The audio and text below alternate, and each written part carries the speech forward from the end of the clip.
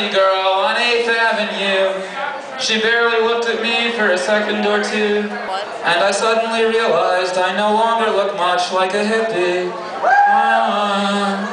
She had a long, thin dress and rainbow clothes.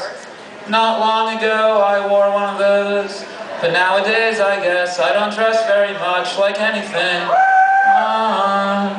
I had a great pair of bell-bottoms, I had two. My friend borrowed one and the other I outgrew. And now to the eye I'm turning into another nondescript guy. Except I still traveled light and my hair was still long. I still hated deodorant and I still sang songs. But over the years I had noticed I wasn't dressing as colorfully or psychedelic as I used to, because I had worn my tie-dyes until they'd rotted to shreds, and I could no longer follow the Grateful Dead, and it had gotten to the point where I didn't even identify with most Fish fans anymore. And I knew someday I'd probably cut my hair, and I knew the day after that I probably wouldn't even care. Is that what it all comes down to all along? Everything that you feel will one day feel wrong. I was talking to my friend Eric just to see what he thunked, and he said, Jeff, it's weird, but I no longer look like a punk.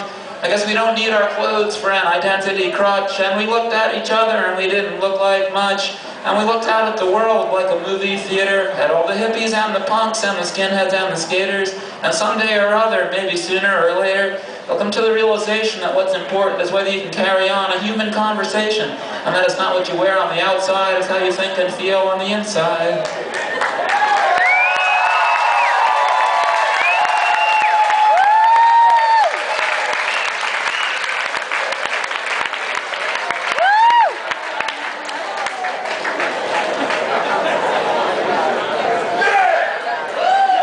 Just bought this jacket earlier today. Still got the tabs on it.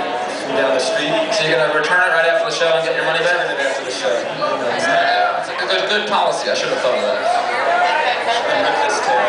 I called Jeff when I was in